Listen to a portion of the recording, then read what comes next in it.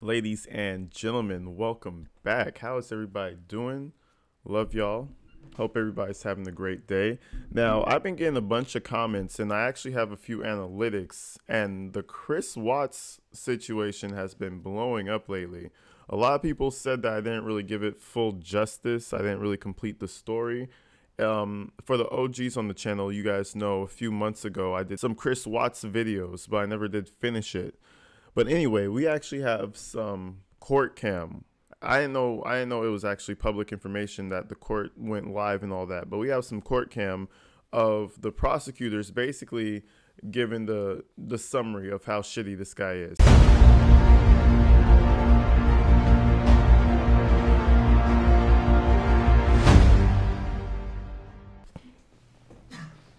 Your Honor, there are no words to adequately describe the unimaginable tragedy that brings us before this court today. By my comments, I'm not even going to try to express the horror, the pain, or the suffering that the defendant has caused to these families, to this community, and to all who were a part of this investigation. However, I do want to spend a few minutes sharing with the court the details of the crime, as so far you've only had an opportunity to review the affidavit and a few facts here and there that have been offered to the court in the motions and pleadings that have been filed.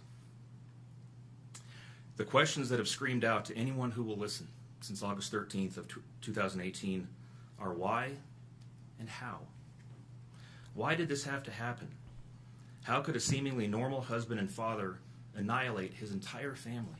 Now, I completely understand the wife. I mean, this shit happens every day. Husbands kill their wives, boyfriends, completely butcher their girlfriends. Shit like that happens all the time.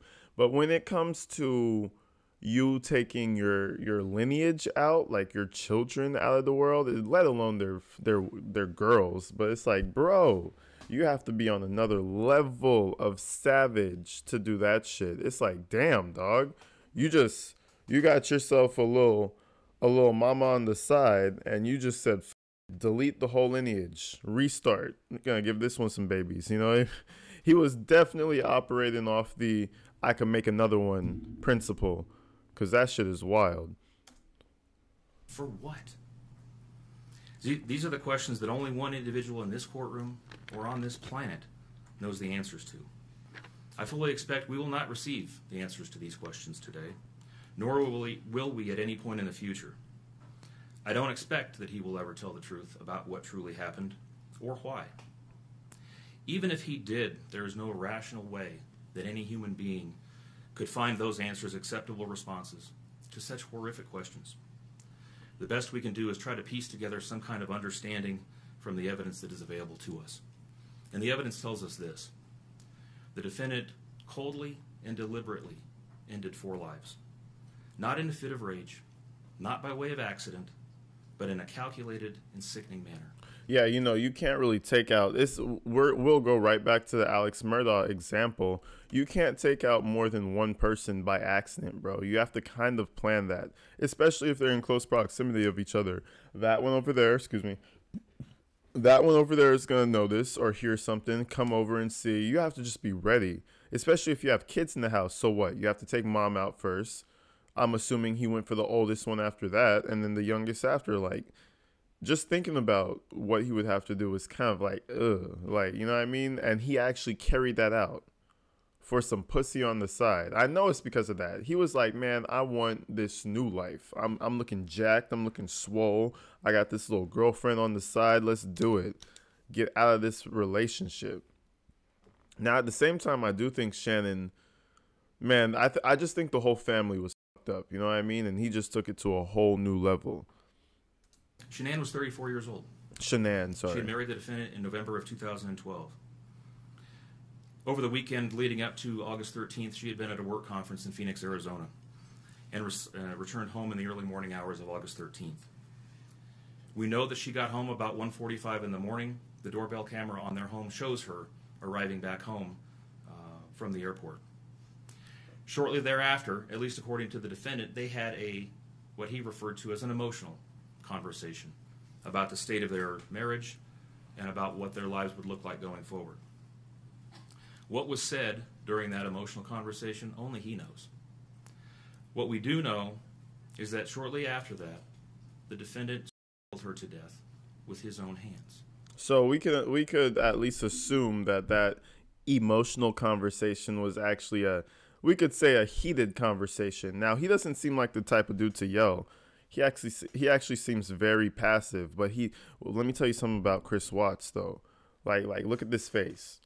You know? This is the face of a dude who can snap because he works 7 days a week, and that's the type of person he looks like. I mean, your boy is jacked too. Like, he's at the gym all the time. He works a physical job. He's always working, providing this house. That type of pressure can cause certain people to snap. And clearly, I don't know if he snapped or if he was just like, I honestly think he snapped and just said, fuck it. And he said, consequences out the window. We'll just see what happens. Because there's no way that you'll just throw your life away. Like, you're making money. This guy was making money. You know what I mean? I'm sure he regrets it now, but she must have told him something during that argument. And he was just like, fuck it. Let's see what happens. Let's find out what happens. I'll throw the kids in the oil tanker. Like, wild. We know that he slowly took her life the morning of August 13th.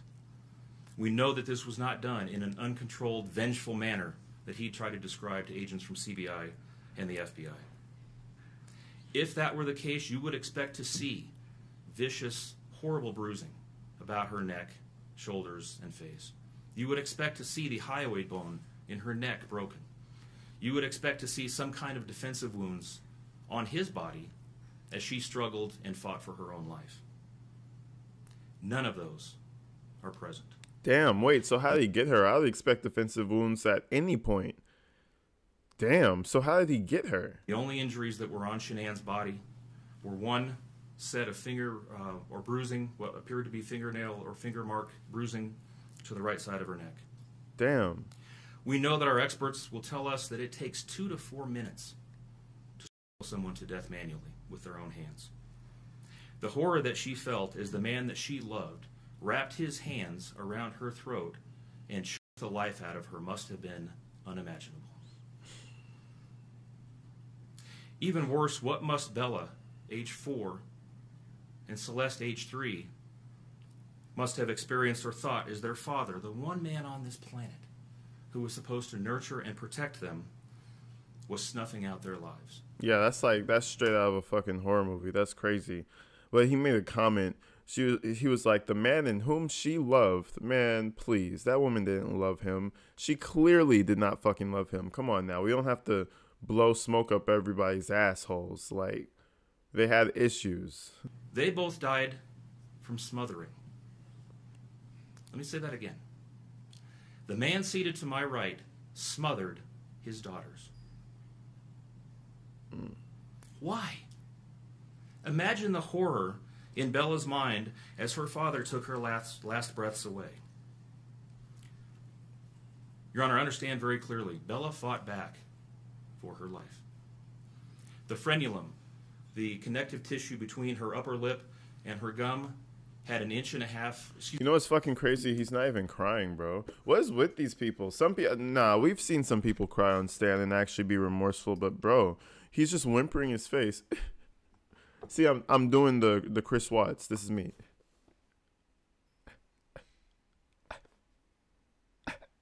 Like, bro, it's like zero emotion. My guy is like doing a shitty ass job and acting like he's crying, but I would expect that he would at least shed some tears for the kids, and my boy is dry faced. Excuse me, 1.5 centimeter laceration. She bit her tongue multiple times before she died. She fought back for her life. You know those defense attorneys. You know them defense attorneys are disgusted by this man. They're like, ew, I have to sit down next to this guy, and my face is next to him. Ew. I spoke to one YouTube subscriber, and they're a defense attorney, and she was like, yeah, no, we don't want to defend some people. Some of these people, we want them to go to jail, but we just have to do it because that's the law. Like, that's crazy to me. Celeste had no such injuries. In fact, she had no external injuries at all. But according to the medical examiner, she was smothered nonetheless. The defendant then methodically and calmly loaded their bodies into his work truck, not in a hasty or disorganized way. Yeah. He was seen from the neighbor's doorbell camera backing his truck into the driveway, going back and forth into the house and back out to the truck 3 different times. 1 time for each of their bodies. Wow, bro. If that's not telling, as a cop, I would be like, damn, he went out 3 times and then left. That's a bit of a coincidence. That's crazy. You know what's crazy? The more you open this case up and the more you see the facts, the more it looks like he really just was thinking about this shit. Like he was like, you know what? One day, man, Shanann's gonna get on my fucking nerves and I'm just gonna smother her and the kids and take them to the oil tanker. I'm telling you, it was probably a drunken, funny thought in his head. Then all of a sudden it became more real and realer and realer. I know that's not a word. And realer until he said, you know what, fuck it, let's do it. I got my plan B. Get these kids up out of here. Get this woman that I hate out of the house. I won't have to pay child support. Like, dang, this man was thinking like a savage. I'll tell you that much. Savage. He then drove them away from their family home one final time, intent on hiding any evidence of the crimes that he had just committed. In one final sign of callousness for his wife, his daughters, and their unborn son, and their remains, he drove them to a location that he thought no one would ever find them, to one of the oil tank batteries with which he was so familiar. He knew this was safe. He had texted a coworker the night before saying, "I'll head out to that site. I'll take care of it." He had carefully ensured that he would be alone in the middle of the plains to secrete away the remains of his family in a place that he hoped they would never be found. No, I think he really did. He really did plan that shit. In my head, the prosecutor's like, it was a callous planning. I was like, nah, he didn't plan that shit. It was more of like in the moment. But now that I see this shit, now that he's breaking it down the way he is, it really does look like he planned that shit, bro. The day before he texted, that means he was planning on doing that shit. Unless it just fell into place like that. But where he fucked up at is he could have got a lawyer and drew this thing out for a year or even longer. And then the lawyer could have found all the loopholes and he probably could have got off. I bet you throughout the trial, in like a perfect world for Watts, right? If he had gotten a lawyer and they were just saying, no, we know you did it. We know you did it. We have camera, but there's just not hard concrete evidence, right? They probably would have been in those tankers the entire trial. Not a single person would have known about them. Not a single person would have known about them ever. I promise you, an oil tanker? You mean to tell me you're at the bottom of an oil tanker? Nobody's going to find that. No. Ever. Now, that's where he fucked up. And I'm glad he did, because if he got a lawyer, he possibly could have gotten off, bro. Like, they disappeared, guys, but there's no proof on him. Like, it would have been a weird trial. I'm telling you. In one final measure of disrespect for the family he once had, he ensured that they would not be together, even in death, or so he thought. He disposed of them in different locations. He buried Shanann and Nico in a shallow grave away from the oil tanks. What? Bella and Celeste were thrown away in the oil tanks at this facility. She probably didn't fit. So these little girls wouldn't be together in death. Imagine this, Your Honor. This defendant took those little girls and put them through a hatch at the top of an oil tank, 8 inches in diameter. Bella had scratches on her left buttocks from being shoved through this hole.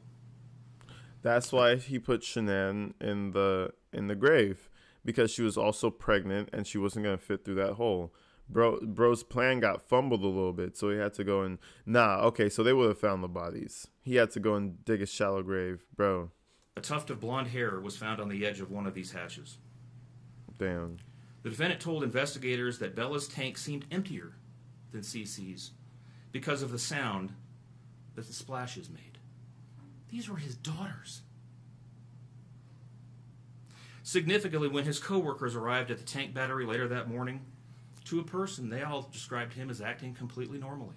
It was a normal workday. even while his daughter sank in the oil and water not far away from him. And then his efforts at deception truly began.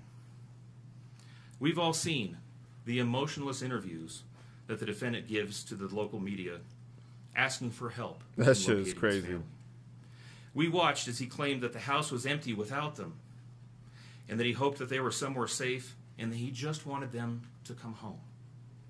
He told investigators that they were at home sleeping when he left for work that morning, and that Shanann had told him that she was taking the girls to a friend's house for the day. What is striking about this case, Your Honor, beyond the horrors that I've already described to you, is the number of collateral victims that he created by his actions. While he stood in front of TV cameras asking for the safe return of his family, scores of law enforcement officers, neighbors, friends, and family scoured the area. Imagine having people have a full-on search party for your child, and you know that the child's at the bottom of an oil tanker. That shit is wild. Like, I gotta give him points for savagery, bro. If he was living in the dystopian future of 2300, he would have been good to go. This man don't give a fuck about nothing. Like, savage levels on point. He does not care. He don't. Not about his kids, not about his mama, not about his wife, nobody, bro. This fool don't care about nada but himself. That's actually crazy. Shit. Their safe return. They texted him begging for any information and sending him their best wishes, all the while he hid what he had done. The list of indirect victims does not end there. Think of the firefighters and the Colorado State Patrol hazmat experts who had to don protective suits and who were called upon to pull Bella and Celeste out of those oil tanks. What do I say? I always say it. We did a video a few days ago with this officer who got pulled over drunk. It wasn't an officer. It was a firefighter. He got pulled over plastered. Dudes like that need therapy, bro, because they're pulling babies out of oil tankers. Imagine how they go to sleep at night, you know? Imagine how their dreams are going. And it's because of people like Chris Watts. Or the coroner employees who had to conduct these autopsies. Or the victim assistants who frantically attempted to ease the suffering of those affected. All of this, Your Honor, for what? Why? For some Why pussy. did this have to happen? His motive was simple, Your Honor. He had a desire for a fresh start. Yeah. To begin a relationship with a new love that overpowered all decency and feelings for his wife, his daughters, and unborn son. While Shanann texted the defendant over and over again in the days and weeks leading up to her death, attempting to save her marriage, the defendant secreted pictures of his girlfriend into his phone and searched and texted her at all hours of the night. While Shanann sent the defendant self-help and relationship counseling books, one of which, ironically enough, was thrown in the garbage. Bro, that self-help and counseling shit, if the relationship is fucked, the relationship is just fucked, bro. I'm sorry. Like, I don't know. It might, like, maybe if you guys really have some history, that shit is really helpful. But if you guys, like, already hate each other, then what's the point? Like, at least it wouldn't lead to you, like, it wouldn't lead to you burying your children and putting your wife in a shallow grave. Just don't get married. If you're not sure, just don't get married. Like, it's not, like, fuck what mom says. It's not that big a deal. Figure it out first. Because if you're miserable and the parents are happy that you're married, then what kind of life are you living? For your parents or for yourself, you know? And something is in my eye. Nah, but for real though, this all happened because, like, one of them was done and the other one was still trying, like, you know? Both people need to be trying. He was searching the internet for secluded vacation spots to take his new love in researching jewelry. And while Shanann took the girls to visit family in North Carolina, the defendant went to car museums and the sand dunes with his new girlfriend. The stark contrast between the subjects of their internet and text content is absolutely stunning. Even the morning after he killed them and disposed of their bodies, he made several phone calls. One was to the school where the girls were supposed to start, telling the school that he would that the girls would not be coming to school anymore, that they were being unenrolled, presumably to give him some more time before law enforcement notification about them going missing. He contacted a realtor to start discussing the selling of his house. Damn, he was and he ready. texted with his girlfriend about their future. Oh, he was ready. Yo, he was ready to ride off into the sunset, bro. Ride off into the sunset. That shit is wild. He was ready to go. He was like, baby, hey, a few more weeks now. We're gonna have our own apartment, a little condo, you know. We're gonna be having sex on the balcony. Stop playing with us, baby girl. Sick. None of this answers the questions of why, however. If he was this happy and wanted a new start, get a divorce. You don't annihilate your family. Nah, but see, this is throw where them away like garbage. hold on, this is where he couldn't get a divorce because he was the breadwinner, Brody. What the fuck was his ex-wife gonna do? Think about that, guys. What was his ex-wife gonna do? Did she have a job? I don't think so. She might have had a job, but all I know is he made the majority of the money. This man was working every single day. If he got a divorce, guess what? 3 kids for her? Oh, you could say goodbye to that check. Oh, your little girlfriend? Oh, you could say goodbye to that little vacation. Come on, you know why he did it. It's an egregious and terrible thing, but everybody in the world knows why he did it. The woman was going to be out to get him for the rest of his, maybe not the rest of his life, but for like a good 15 more years until, the unborn child, a good 18 more years, he would have been haunted by this woman. Child support, this and that and this, money just draining from him to his old family while he has this girlfriend. Chris said, nah, we're going to exterminate this family and then move on. I gotta tell you, your boy was gambling for the stars because he said, I'm not about to make all this money and give it to all of you. That's actually crazy. Nah, I know exactly why he did it. Getting a divorce was like financial suicide for him. You can't do that. Why did Nico, Celeste, Bella, and Shanann have to lose their lives in order for him to get what he wanted? Your Honor, justice demands the maximum sentence under the agreement reached by the parties. As you will recall, the agreement calls for life sentences as to Shanann, Bella, and Celeste, and all of those to run consecutively to one another. 4 life sentences. It also calls for the count of unlawful termination of a pregnancy as to Nico to run consecutively to counts 1, 2, and 3. I would suggest that the extreme aggravation present in the defendant's conduct and in his the efforts that I have described mandate that the sentences for counts 7, 8, and 9, the tampering with a deceased human body, each be the maximum of 12 years, and that those sentences run consecutively to one another. It is very clear that each of these acts, that these were not the subject of one act, but each oil tank that he walked up with his daughter's bodies and the hole that he dug for his wife and unborn son mandate a mandatory consecutive sentence. Damn.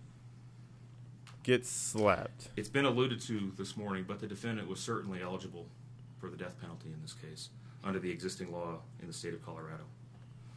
As you heard, Shanann's family strongly opposed my office seeking the death penalty and being bound to the criminal justice system for the next several decades. That's in large part, as you've heard, why we have reached the agreement that we have. I like that family. See what they say? Nah, don't kill him. Nah, let him live. Let him exist. Yeah, that's the real scary part.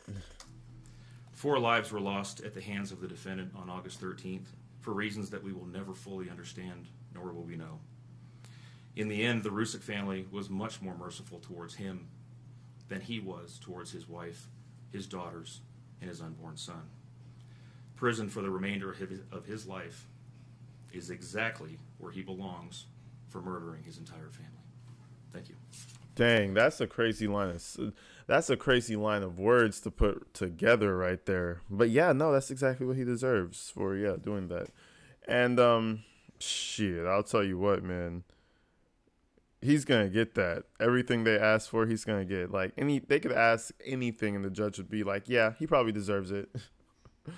But anyways, y'all, that was the Chris Watts saga continuing right here. We're going to continue it on. There's a few more things that are really interesting. I want to go through the family statements because, ooh, they roast him alive. If words could kill, he would be gone. But anyways, y'all, I'll see you in the next one. I love you guys. You guys are amazing. Get me to 10K subscribers, man. We're right there. We're at the cusp of it, bro. I can almost grab it. But anyway, get me the 10K. Go to the Patreon, subscribe to the Instagram, all the beautiful things that I like y'all to do. I'm out of here.